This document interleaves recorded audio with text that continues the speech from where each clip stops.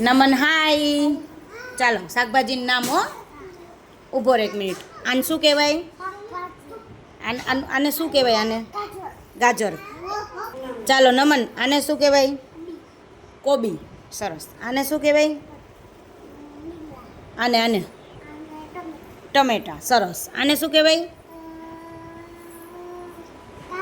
કાકડી. Very good. આને શું કહેવાય? વટાણા. Very good. આને શું કહેવાય? બીટ. બીટ. સરસ. આને શું કહેવાય? આને ડુંગળી. સરસ. આને શું કહેવાય? કોબી ન કહેવાય. શું કહેવાય? દૂધી. સરસ. આને શું કહેવાય? રીંગણા. હા. આને શું કહેવાય? ભીંડા. આને શું કહેવાય? ફુલાવર. ને આને શું કહેવાય? બટેટા.